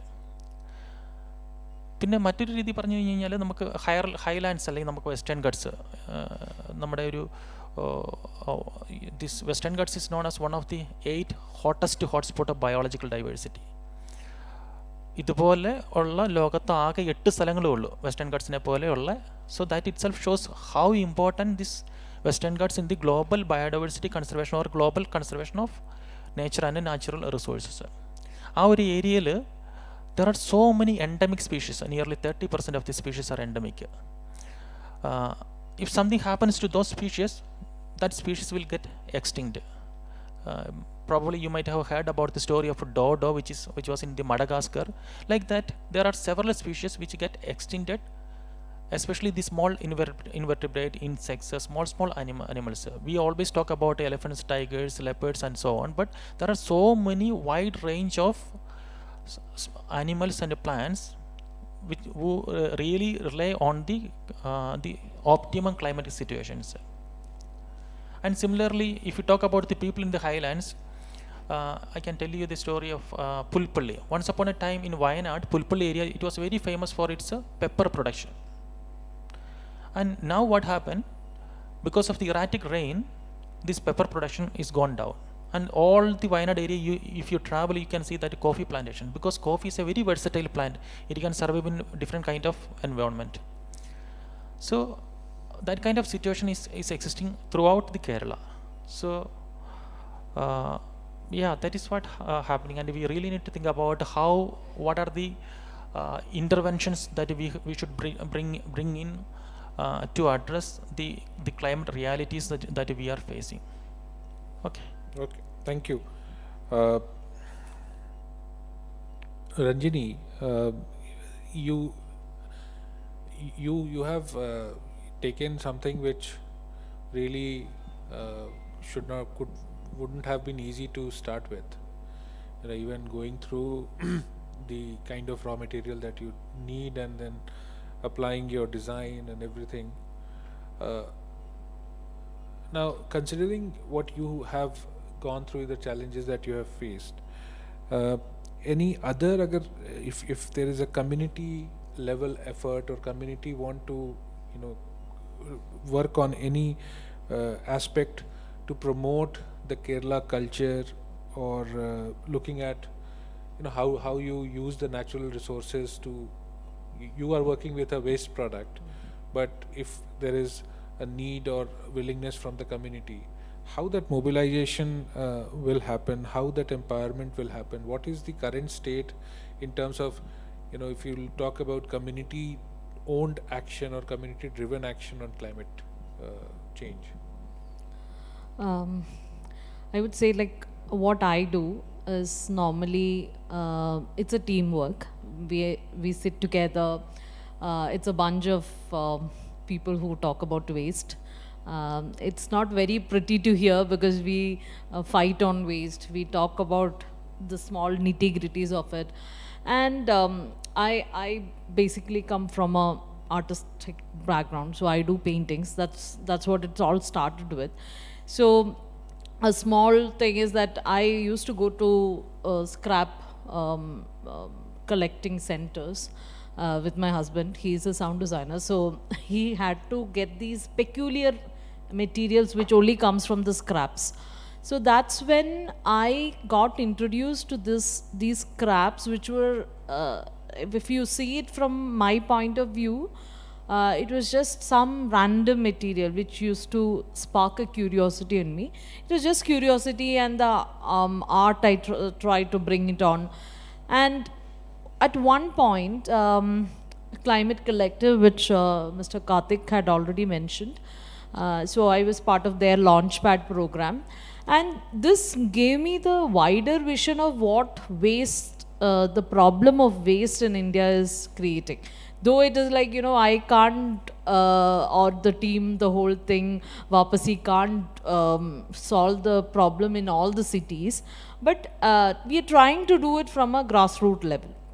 Like in Cochin, what we have done is, we do this beach cleanups along with other organizations, where glass comes to us, plastic goes to another organization, textile waste goes to another organization. What we are trying to do is that as a collective, as from each community, like if you say, some people are trying to bring the change.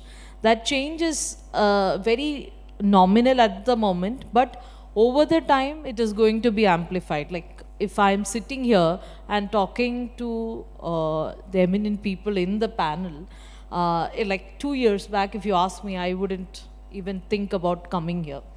Because that is not the person I am. I refrain to the studio, I sit there, work on my designs, I think about only doing that part.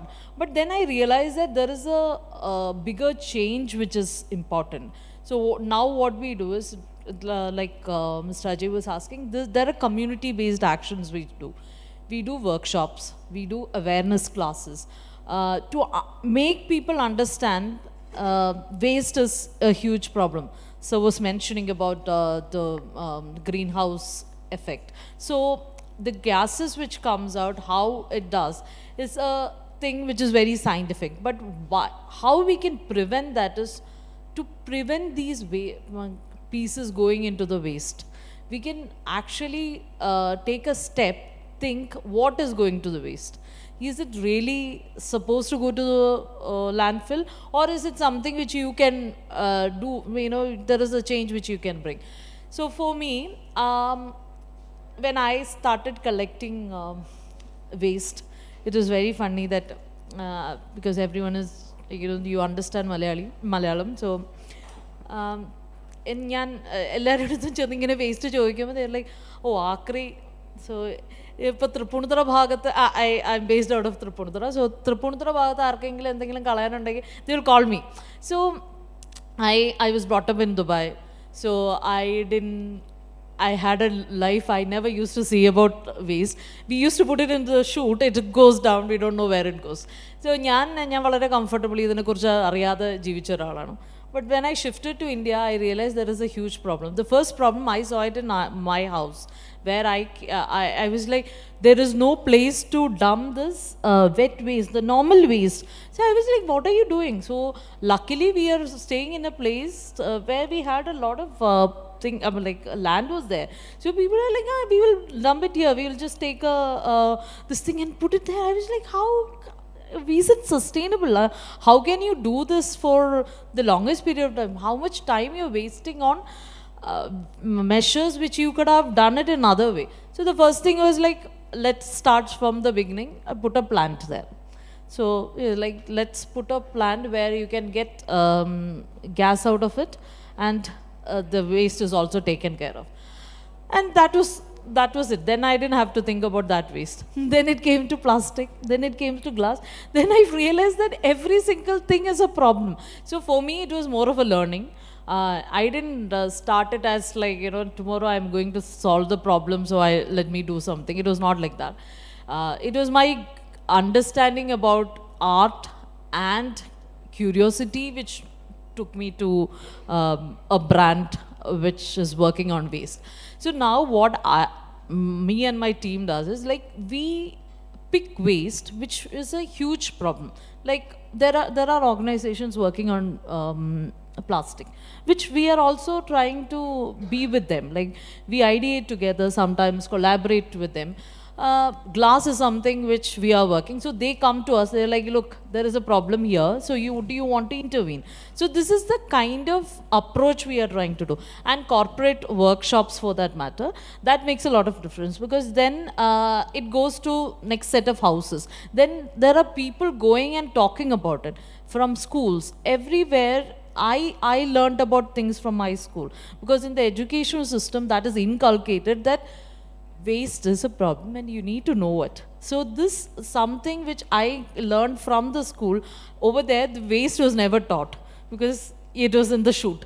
But what I learned from there is those traffic rules which we are seeing. So for me, still I think about those when I go outside. So that means there is an effect if you try to inculcate at that particular age, there is a difference in.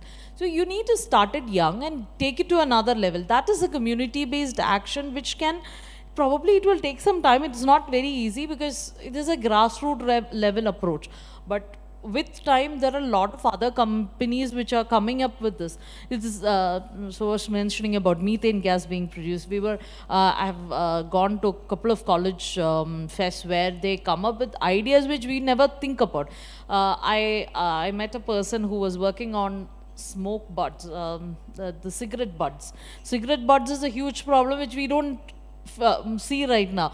That doesn't even decompose. That's the funniest part. So if you see, it is, these kind of things, it's the material, everything which you see around has an implication on the environment which we tend to ignore or we don't want to see. We keep it that way. Sir was mentioning about the ponds. So Tripundra, when I came, it was, for me, it was the first place I had been for quite a while now, like 10 years now. So അത് വന്ന സമയത്ത് അവിടെ ഒരുപാട് പഴയ buildings ഉണ്ടായിരുന്നു. So now, unfortunately, the buildings are being taken down. The buildings are taken down. That is one problem. The next problem is that they are covering the ponds, which was like, the water table is always being disturbed. This is something which, when we say, people don't want to hear. So the only thing what we could do is, we are maintaining a house which is 120-year-old, where I have put up my studio. So that is like a design hub. We all come there, we sit there, it is more of a community. We run workshops there, we ideate on waste, we bring people. We have got government officials coming there, sitting with us, discussing about it. It's a responsible tourism spot. So we have different things coming from that small space. The good thing I see in people is, when they come to that space, they're like, okay, this is such a huge building, it's such an old building. Is it difficult to maintain? I'm like, it is indeed difficult to maintain. But look, when you touch the walls, you can see those old Suruki Kumayam thing, which is never gonna be replicated now. So we root to definitely, that. Definitely. I mean, you need to apply. So and with this all that you have mentioned is really some remarkable work that you have done. And glass waste is a topic that came up in discussion several times in other outreach events, because the usual kabadi walas, they don't collect glass, they don't take glass. So we are running out of time, and I have Karthik, because I wanted to come to Karthik and wanted to understand how do he sees the startup ecosystem contributing to urban climate resilience in a city like Kochi or Trivandrum, particularly through technology and green infrastructure. So how do you see the trend evolving these days? See, in terms of trend, as I mentioned earlier, what is the bulk of the action is happening on things like mobility and energy usage, right? And rightly so, in the sense that anything that is further upstream requires a greater degree of R&D effort, greater investment. And typically, even if you look at nuclear fusion, which is even by many energy transition and climate change experts, they believe that it is the holy grail for us when it comes to cracking the climate problem. Because, as a society or as a nation, as you progress, as you have, better means to a life, it does the proxy is, of course, energy consumption. We can't run away from that. Otherwise, we really risk becoming Luddites, right? So, but energy from where is the big question, and energy, how do we use that energy? So, it has to be, the concept typically has to be married with, from where you are sourcing your energy and how efficiently you are using it. So right now the action is on the efficient usage or a responsible usage of energy. So there is a bulk of action that's happening. Companies are getting funded extensively. There are companies that we support are doing proof of concepts in large facilities like InfoPark. So InfoPark, just so that is more like the IT hub for Kochi. And one of the companies that we are supporting is doing a proof of concept as to how those large commercial buildings can reduce their energy footprint, right? So that's one. And there are companies which are innovating a lot on electric mobility. And specifically because Kerala, what we also believe is for the in terms of energy transition, a large piece will also have to come by way of multimodal transport solutions. So we'll have to extensively use our waterways and use them well, use them responsibly. So some of the companies that are incubated with us are the ones who are building solar electric boats. One of those is operational near Vaikam. There are more, and even the tourism department, they have also taken, a solar electric boat for tourism. So that is also happening. So these are, while these may look like very isolated solutions, the role that they're playing within the larger jigsaw is quite important, is what we believe. And the other aspect, of course, is in terms of we were starting to support, as Ranjini would be quite familiar. We are also working with companies that are developing things like, vegan leather or, alternative materials, which in many ways can change the way, we consume stuff, right? So that is also very important, because the more we rely on polymers and petrochemicals, the energy footprint really doesn't go away, nor does, the recycling problem.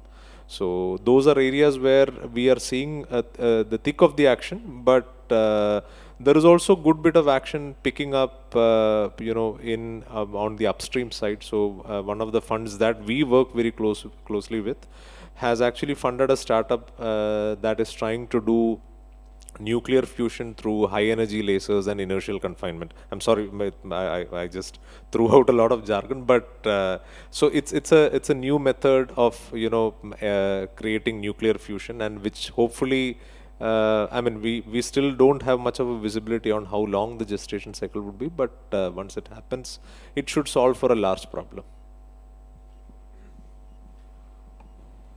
Great, thank you. Can you repeat what nuclear fission for? Nuclear fusion through high energy lasers and inertial confinement. Okay, yeah, I'll talk to you more about that. Thank you. We have some 5 minutes left, and I would like to take some questions from the audience. If there is any question someone wish to ask to the panelist. Make it brief, please. And if there are any other questions, then maybe one. So we'll have one comment and one question. As I said, it's only a comment, my observation, not a question. The topic is climate change. Why is climate change happening? It came out of somebody, the greenhouse gases. What are the greenhouse gases that we are talking about? CO2 emissions, natural gas, then you have seawater vaporizing, water vapor. These are the three main items. Hydrofluorocarbon and all that you can leave, this is in less quantity. Out of these, we have no control on natural gas, we have no control on water vapor, but we have control on CO2. Why is CO2 emission taking place? Just fundamental thing I'm thinking. Because of our consumerism, I would say. Transport sector, manufacturing sector, and so on. What we should do, what can we do? Particularly in a state like Kerala. I would say reduce consumption of things.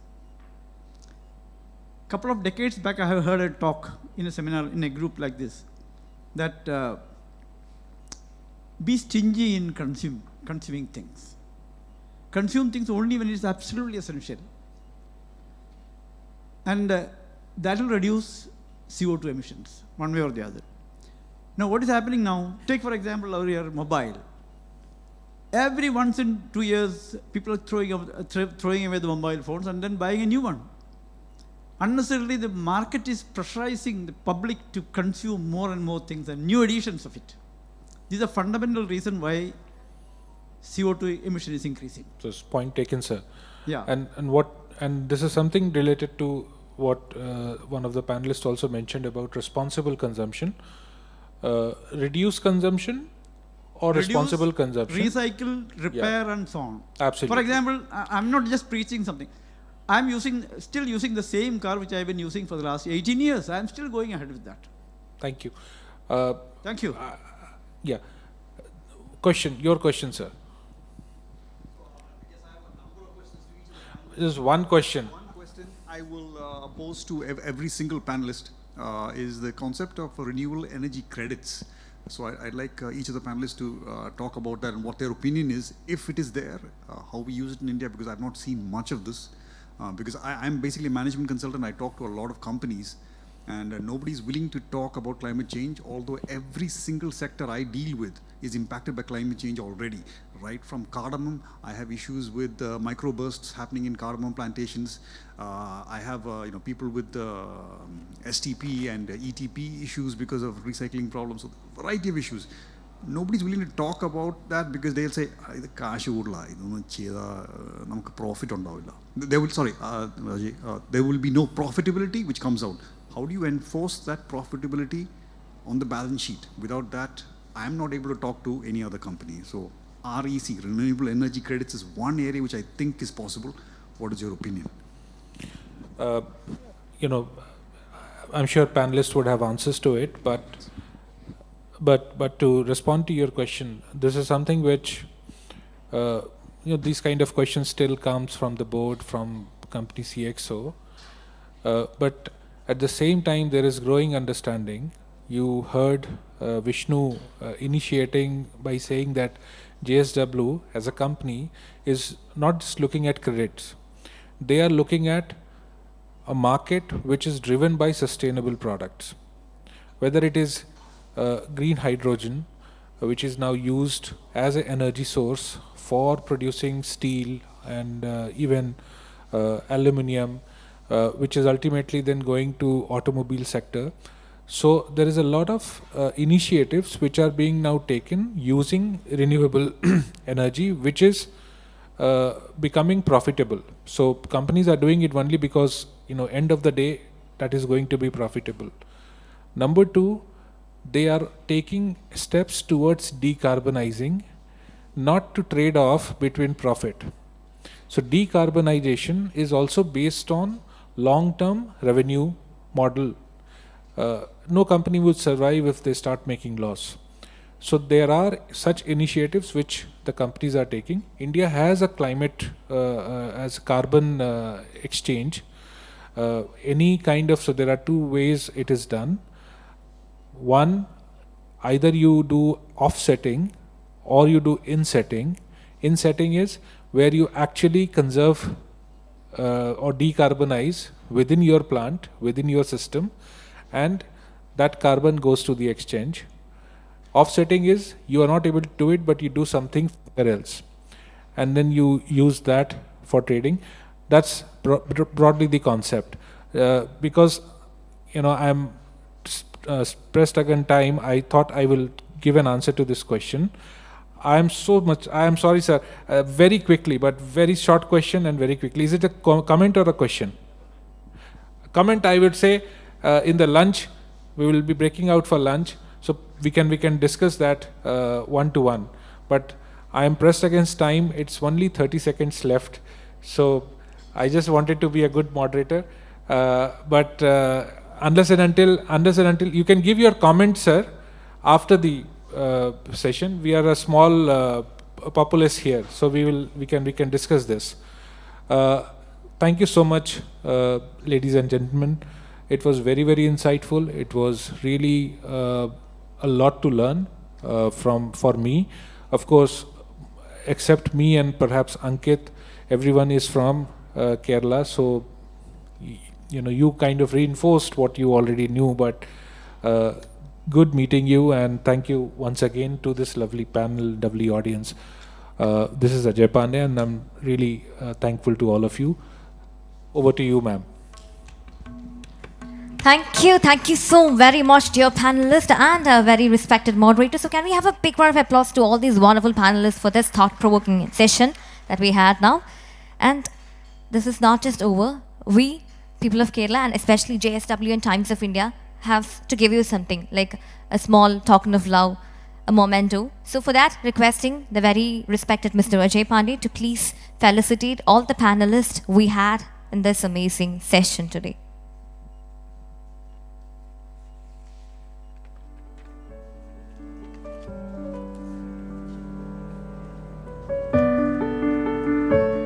Truly, that was indeed a very, very thought-provoking and an insightful presentation that we had today.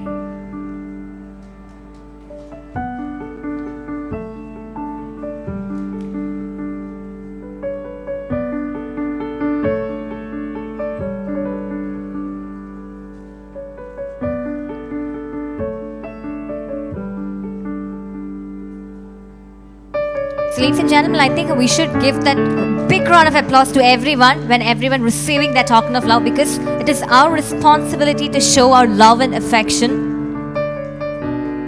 And to Ajay sir, requesting Mr. Vishnu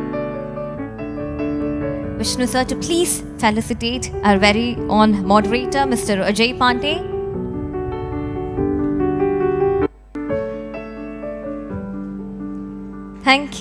Thank you so much. And a small request from our side, a humble request on public demand. Can everyone just stay a bit close so that we can just freeze this moment and let the photographers capture this moment so that we can cherish this.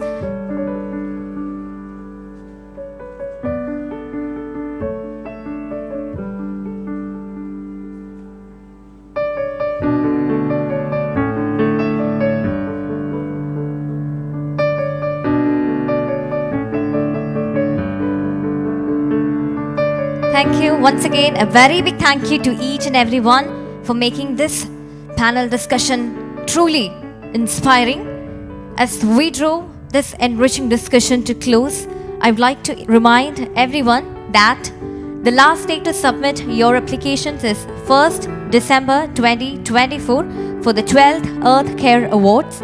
We encourage all of you to participate and share your impactful projects. For the latest updates, exciting announcement and more information, please don't forget to follow us on our social media handles, and that is in LinkedIn, Instagram and all other social media handles. Please do follow at Earth Care Awards. Once again, at Earth Care Awards. Lastly, on the behalf of JSW, the Times of India and our outreach partners, I extend my heartfelt gratitude to all our speakers, panelists and audience members for joining us today. Your presence and contributions are vital as we move forward in addressing climate change and fostering resilience in Kerala and beyond. So now we have arranged a lunch for everyone. So please join us for the lunch. As you all can see, it's been served on the right side. So everyone, have a good day. Have a great day. Stay happy and stay healthy. This is me, Janvi James, signing off. Thank you so much, everyone. Thank you.